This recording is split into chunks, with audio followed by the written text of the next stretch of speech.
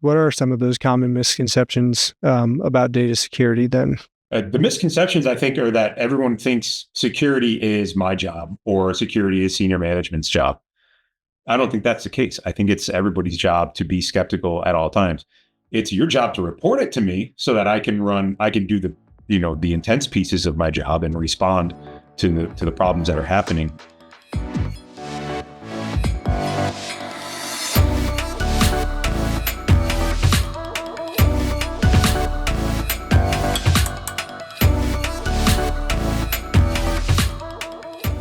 All right, welcome to another episode of Relocation Leader. I'm your host, Zac Turbes, and today we have an exciting one. We got Kevin Sefcovic, our Information Security and Privacy Director at NEI Global Relocation. And Kevin, would you like to introduce yourself? Yeah, sure. Thanks, Zac, for having me on the podcast. My name is Kevin Sefcovic. I'm the Information Security and Privacy Director here at NEI Global Relocation. And actually, yesterday was my 3-year mark. So I've been here for just over 3 years. And so what I do here is I monitor our infrastructure for vulnerabilities. I do vulnerability scans. I perform training among our members. We run phishing tests, the dreaded monthly phishing tests that we all have to go through. I run those. And I do privacy assessments, answering client questions, communications, things like that. And Kevin, you're a veteran, correct? Yes. Yeah. I was in the Navy for 8 years. Okay. So I'm curious, kind of what made you, first of all, what were you doing in the Navy? Yeah. So I was a Master at Arms, Petty Officer Second Class. And so a Master at Arms is basically think military police, but for the Navy side. And so okay. I was all around the world. I went to Bahrain, Guam, Kuwait, and then finished up at Offutt Air Force Base in Nebraska. So from physical security to cybersecurity, what made you kind of make that jump? Sure. Yeah. My wife asked me what I wanted to do when I got out of the Navy, and I knew I wanted to do something with computers. And computer science had a bunch of crazy math classes that I didn't understand or want to. It's kind of scared me. So cybersecurity had less math requirements and more interesting classes like hacking and vulnerability courses. So that really piqued my interest. Nice. And then how'd you end up at NEI? Yeah. So while I was in school, I was working for local government, and then COVID happened, obviously, and we all went home. And a headhunter reached out and asked if I wanted to try something different. And I said, yeah. And so I joined up about 3 years ago. Starting out, give us an overview of like what data security is. I think we all sort of have an idea because of all the training that we do annually, but what is data security? Why is it important? Sure. Data security really is just making sure that all of your, all of the ones and zeros, all of your personal information stays away from the bad guys. So making sure the right people have access to that data, and then making sure the wrong people can't get access to that data. That's really the basis of what data security, cybersecurity is. How much of a threat is data security? Like, is it something that, it just kind of happens every once in a while, or is the threat pretty imminent all the time, Yeah. So threats vary, it's from person to person, industry to industry. But it's there for everyone all of the time, right? In your personal life and in your professional life, it's never going away. It's always going to be there. How would you sort of start out and say, like, this is malware, Sure. So malware is kind of an umbrella term for just bad software, right? So there's, I think, 3 big ones that everyone should probably pay attention to, and those are viruses, worms, and Trojans. And so viruses are malicious code that's inside of a program. So think about when you open a PDF or open an Excel document and it says, do you want to run macros? And you click yes without thinking about it. And then inside that, something is happening. As soon as you close down the Excel document, it's not running anymore. And so those are fairly easy to find once you delete that program, that Word file, it's gone. Worms, on the other hand, are a little bit more scary. Once you open those start doing whatever they're programmed to do, and you have to find that specific thing and turn it off. Problem is, worms are called worms because they crawl through or swim through your network and find other machines to run on. So Zach, if you open one, it might jump to your neighbor's machine. It might jump to the server. It might come to my machine. It'll go all over the place. And then tracking it down is hard because instead of just having one file, you have multiple files to try to track down and remove from the entire thing. Think of it as like an infection. And then Trojan horses are kind of the big one that are probably the most scary. So those will come in to your network through usually a phishing email. User will click on something, and then that opens a almost portal or a tunnel for the bad guys to come into that machine, and then they can do whatever they want. I'm curious. So in the notes here, it says you have an analogy for sort of how to understand cybersecurity in sort of a macro view of it. Do you want to kind of go into that? Yeah. So if we take, so going back to the beginning, we talked about how, physical security and cybersecurity are kind of the same thing. So if we think about, like, I like to use the White House example. So everybody knows what the White House is. It's out there in public. Everybody can see it. But there's kind of an air of what happens if I climb over the fence, right? And the fence is kind of like, I like to think of it as the firewall. So firewall is there to make sure that no one can get in without proper authorization, right? And so once you do get inside the network, past the fence, that's where the guards are. That's where, different cameras are. And that's the monitoring piece that I just spoke about. That's so important because you can have the fence up all day, but if nobody's monitoring it and no one's paying attention to what's going on inside the fence, then does the fence really matter? So in this analogy, kind of where's the data? Is the data like the president? Data's the president. Data's anything inside the warehouse, right? And so, or inside the White House. And so you might say, Kevin, but there's tours inside the White House. Well, there sure are, but those are authorized people to get inside the White House that can go to specific places, do specific things, and then they leave, right? So they're only authorized in there for a certain amount of time to do a very specific thing, and then they're out.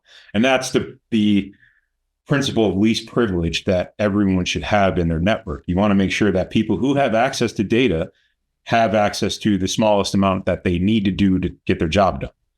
You don't want to have one person who really only just needs to see, who's coming and going every day, have access to corporate financial data or social security numbers. Target everything down to the very specific thing that someone needs to do their job and leave them at that. I kind of like this analogy. So you got the president or anyone, I guess, like of the important folk inside the White House, as your data, right? But there are issues that happen, at the White House, and yet we have protocols for all those issues, right?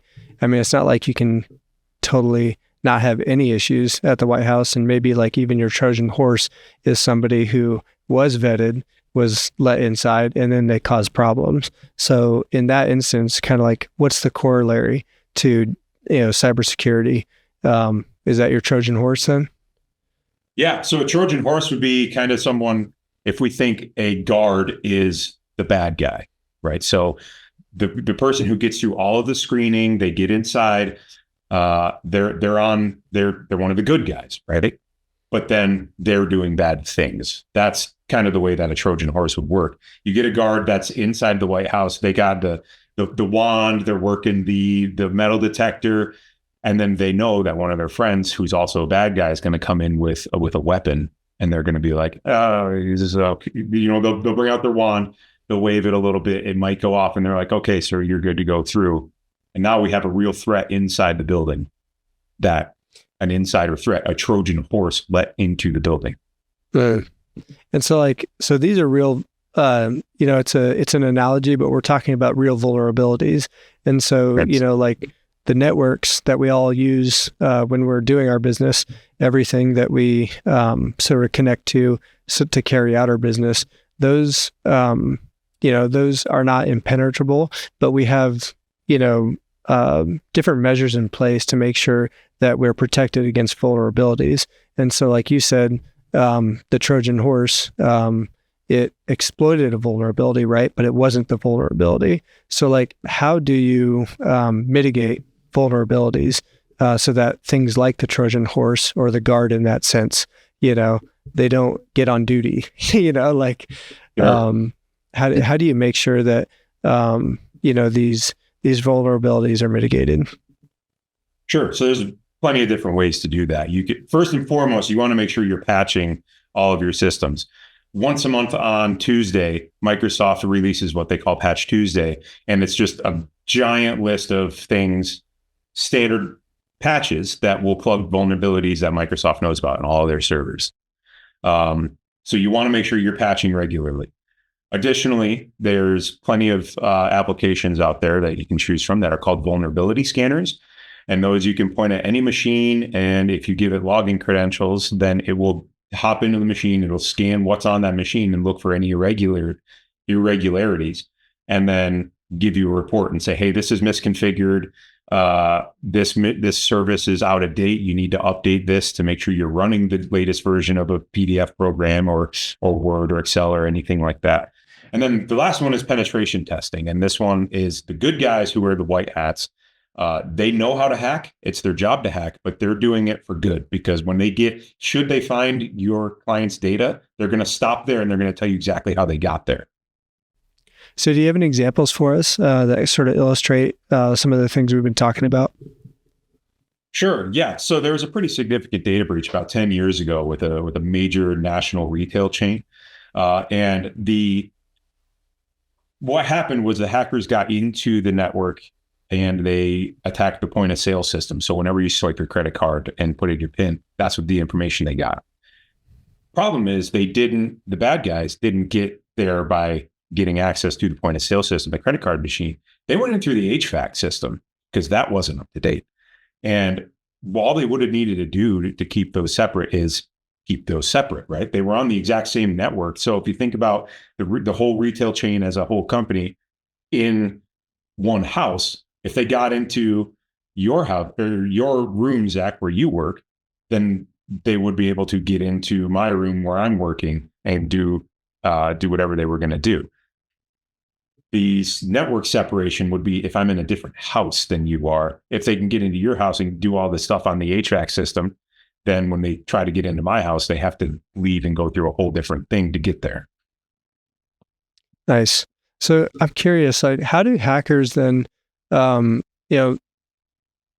are vulnerabilities that exist from like on like the software side of things, where you're exploiting, for instance, like you said, the HVAC system wasn't updated, right?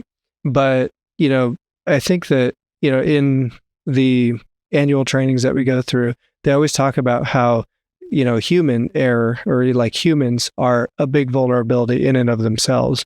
So like, how do we think about the role that we play in, cybersecurity, just the average everyday worker? Sure. And actually with that previous example, the way that they got into the HVAC system to begin with was a phishing attempt. So an email came into a user's mailbox and they clicked on something that had a Trojan horse, had the worm, had the virus in it. And that's what started the whole thing, was a user clicking on something. And it was probably pretty challenging to see, to catch, but always being skeptical of any email, text, phone call, anything like that. If it seems just the littlest bit out of what is reality, challenge them on it. Send a follow-up email. Hey, did you really mean to do this? Get up off your desk, go find that person and say, did you really mean to send this to me? Call them back at the number that is real and say, did you really want this? Because I know you already know my phone number. And this happens, I don't know how many, phishing emails I've gotten, and half of them were probably you, but it is healthy to have like some skepticism, especially when they're asking you to click on links, you said you had one more example. Do you want to go into that real quick? Yeah. So in 2016, there's a pretty big political party, and they had kind of the same thing happen. A phishing email came in and it said, hey, you need to reset your password. The email looked like it was coming from IT. It was about the same time that a user would need to reset their password. So they clicked on the reset link It opened an email that looked like it was from or it opened a web browser that looked like an official web browser where you would need to change your password. And that person put in their username and password. It changed their username and password, but it stored the new one that the user entered to the bad guy's database. Everything looked like it was real. So the way that someone would have been able to do that or catch that is to get up, go to IT and say, hey, this seems like it's a little bit early. Do I really need to change my password? Or why didn't it come from you guys? Why did it come from this other thing? Is this real? Those are the questions that everyone needs to ask. And getting back to the beginning where I said, we need to build a culture of security where everybody is skeptical almost all of the time. That's where we need to get to. And, when we're working with so much data, I mean, this is half of everyone's job almost, is to protect the company from these security threats, wouldn't you say? Mm-hmm. Absolutely. So I'm curious about like misconceptions. What are some of those common misconceptions about data security then? The misconceptions, I think, are that everyone thinks security is my job or security is senior management's job. I don't think that's the case. I think it's everybody's job to be skeptical at all times. It's your job to report it to me so that I can do the intense pieces of my job and respond to the problems that are happening. But really, it's everyone's job to be paying attention and do what they're supposed to and report things when they find them. I promise I would rather, and management would rather you tell us if you did something wrong when you did something wrong than to try to hide it because you think you're going to get in trouble. And then, because that's all part of, like minimizing the vulnerabilities, is knowing that you play a part in it. But also if something happens, because I imagine, when a worm starts running or whatever, it can't do that like instantaneously. Like there's a buffer period to where it's only gone so far, right? So the quicker that we, speak up, the less damage that's done. And maybe it doesn't even get to a really vulnerable part of, where we have information, right? Yeah. And that's kind of the scary thing about worms and a lot of this stuff. Information literally moves at the speed of light through wires and signals. And so as soon as we know about it, or as soon as you know about it, you need to tell someone so that we can triage it and fix the problem as soon as we can. We can have all of, the best antivirus, the best network segmentation in the world, and that will help slow down the worm getting through our network. But if I don't know about it, I can't do anything about it. Yeah. So what are some of the other ways, obviously we have the phishing campaigns trying to be skeptical of the emails that we're getting. I imagine it's not just emails, but emails are, the biggest part of that. Are there any other ways that, when dealing with sensitive information, we want to be thinking about protecting that information? Yeah. So whenever you're sending an email that might potentially have sensitive information in it, do your best to mask it. And what I mean by masking is if you're going to send a social security number, credit card information, anything like that, send just the last four with 5 X's in front of it.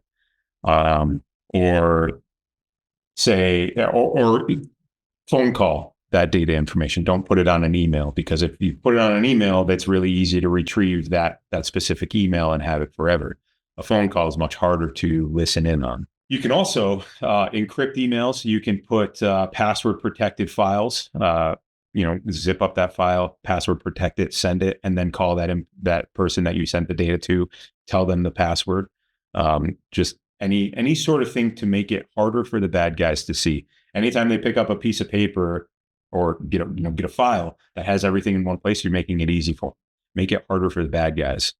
Less about vulnerability, more about just kind of processes and process improvement. I think multi-factor authentication is probably the biggest thing that someone could do, and making sure that getting access to your email, because 99% of breaches happen through phishing attempts in email, making sure that you have multi-factor in your email. So if I'm trying to get into your email, Zac, I can't do it, because as soon as even if I get your username and password correct, you're going to get something on your phone that says, hey, are you trying to log in? Yes or no?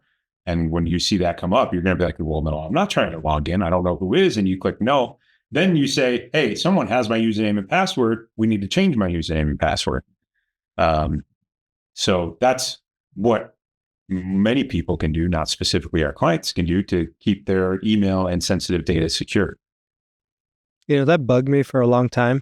And then I was like, after a while, I got really fixated on it now where I'm like, what do you mean you don't have two-factor authentication? Yeah. Yeah. No, I think that's, you're not alone. I think a lot of people, it gets in the way. A lot of people feel the perception is that it gets in the way of productivity. And while it does take a couple extra seconds to click yes, I approve, the difference between the couple of seconds to click the approve button and your entire network is down for a month and you have to do relocations on paper and telephone is vastly it's incomprehensible. The amount of effort that would be required to do relocations on paper and telephone. Yeah. And then, there's also like, what kinds of information are you sending, right? Mm-hmm.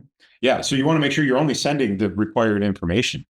So if a client's policy is just lump sum, then only send the required information for lump sum, or just destination services, only send the required information for destination. Don't overshare, because once it's sent, it's really hard to get it back and delete it. So making sure you're only sending the required information necessary, similar to how we do least privilege in our environment. Our employees only have access to the smallest amount of information they need to do their job. If you send us the smallest amount of information that we need to do our job, then that keeps our threat scape even smaller. When we had our talk, sort of our pre-podcast discussion, you had mentioned Mr. Robot. And so I did watch the first couple episodes just to kind of get a taste of what you were talking about. And I was like, man, there's a lot of like casing involved in this guy's life. Like, I mean, how much he pays attention to people and tries to exploit the person rather than their like data. Like, he uses the data as a tool to get to what he wants. But it sort of shocked me at how much attention he pays to like the individual person. Is that off base, or like how well does the show kind of capture, the life of, what people who exploit different data apparatuses, like what do they go through, Yeah. So I think you kind of hit the nail on the head with the best hacking show to watch. And I think it is Mr. Robot, because that typically whenever you see hacking in a TV show, it's someone hammering on a keyboard for 15 seconds and then they're in the CIA database, right? It's not how it works at all. No. Generally, it's not at all how it works.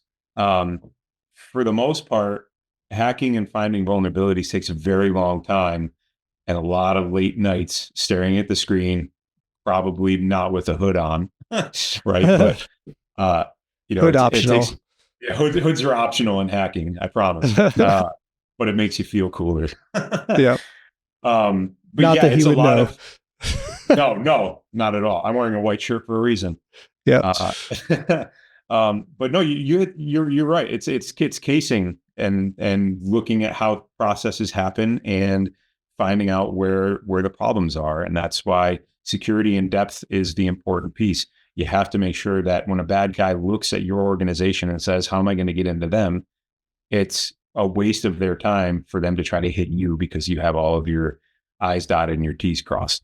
So you said defense in depth. Could you explain a little bit more about that? Yeah. So defense in depth is like layers. So kind of like I was talking about with the White House earlier, you have the fence out front. That's your first layer. And then the second layer would be the guard on the inside that's checking people in. And then the third layer would be locked doors, right?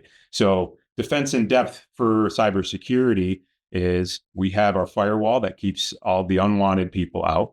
We have antivirus that's on your machine that's looking through everything that you do, every file that you open. We have data loss prevention that's looking through every email we send, that's looking to see, is there a social security number in here? Is there a bad attachment attached to this file that you just opened? Defense in depth is looking at security from multiple layers and putting in walls for the bad guys to get through. Any bad program coming through the network. So you're trying to put as many obstacles between, the hacker and what they want as possible, so that hopefully they just abandon the attempt, right?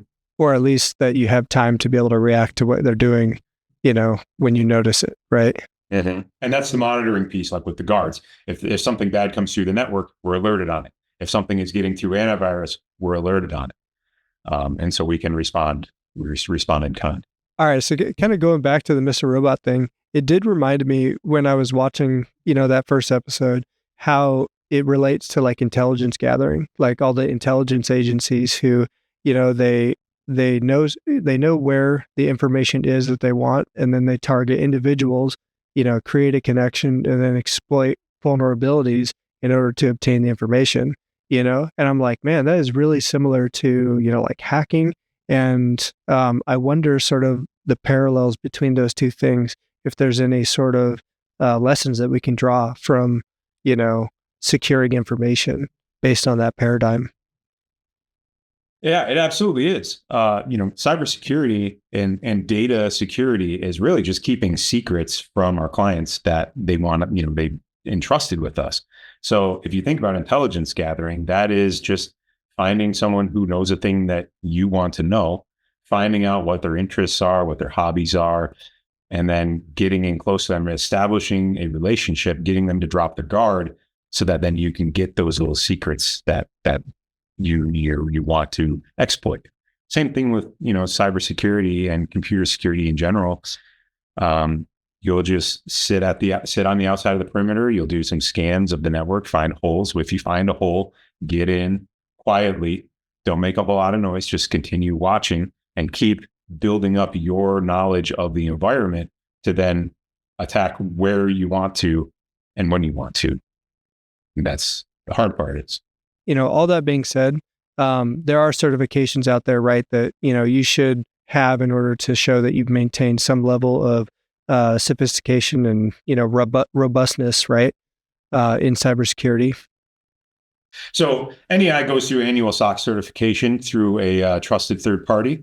And so what they do is they come in and they verify that we are doing the things that we say we're going to do. They check our processes, they check our financial records, they check our data center. And they verify that we're doing the things that we say we're going to do on behalf of our clients. So whenever a client asks, hey, can I see your SOC report? We show them that, and they can see that someone else came into our system and verified the things that we say we're doing. And that's important because I can say all day that we're doing what we're doing, or we're doing what we're supposed to be doing until I'm blue in the face. And then you can say, yeah, okay, we'll prove it. And so a SOC report is that proof. And there's been, correct me if I'm wrong, it's zero findings 6 of the past 7 years to date, right? That is correct. Yep. And Nice. And the last 3 years in a row. Nice. Cool. So is that hard to do?